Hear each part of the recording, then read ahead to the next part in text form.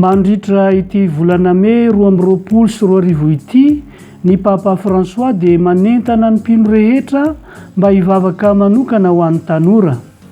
Raha iresaka momba ny fianakaviana aho dia tiako atomboka amin'ny tanora aloha izany, hoy ny Papa teo am-panombohana ny fampianarany. Nampahatsiahiviny tamin'izany fa modely ho an'ny tanora Masina Maria renin'i Jesoa amin'ny herim-pony sy ny fahaizany miaino ary ny fanoloran-tenany ao anatin'ny fanompoana. Ny volana May rahateo dia volana natokana hanajana an'ilay Virjiny Masina hatrizay. Hitan'ny Papa manokana ary ny tanora mba hanao an'i Masina Maria ho modely fakataha. Hoy indrindra ny Papa François, raha nandefa hafatra ho an'ireo tanora rehetra te hanorina zava-baovao, tontolo tsaratsara koa eo amin'ny fiainany. Raha ny ohatra nasehony mandraisa fahasahiana. Masina Maria dia nomen'Andriamanitra ho modely fankatahaka amin'ny fiainona, ny fahaiza manavaka sy mandanjalanja amin'ny herim-po sy fanompoana. Tanora nisokatra tamin'ny fiainana i Masina Maria, nandrehatra ny anatin'ny fony ny anjely Gabriely ny antso azy izy. Sanganehany izy ka nametra-panontaniana, nefa nahazo tokoka vonona nandray andraikitra, tena feno fahasahiana.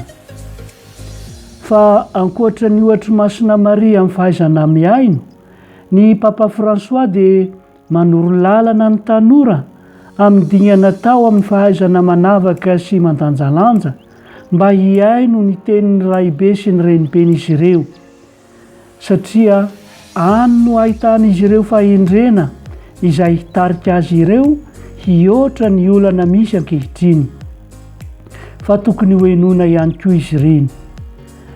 Mila mamorona sehatra maro kokoa ahafahan'ny tanora miantso sy maneho hevitra isika, hoy ny Papa François ao amin'ny fanentanana apôstôlika velona i Kristy.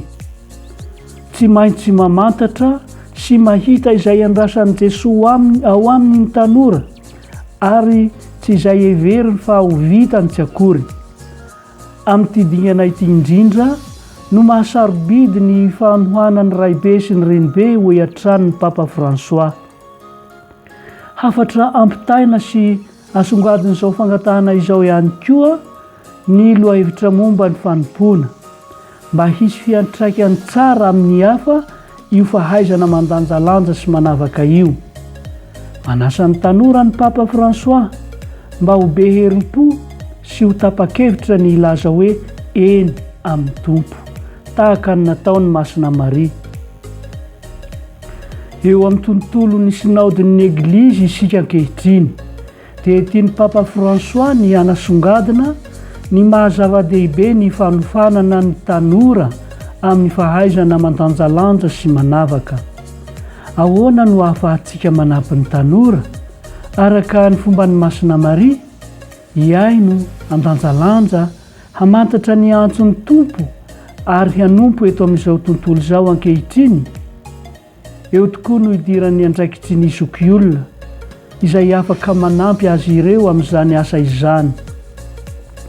Koa andeha ary isika hivavaka ho an'ireo tanora rehetra voantso ho amin'ny hafenoan'ny fiainana eo ambany fijerin'ny Masina Maria.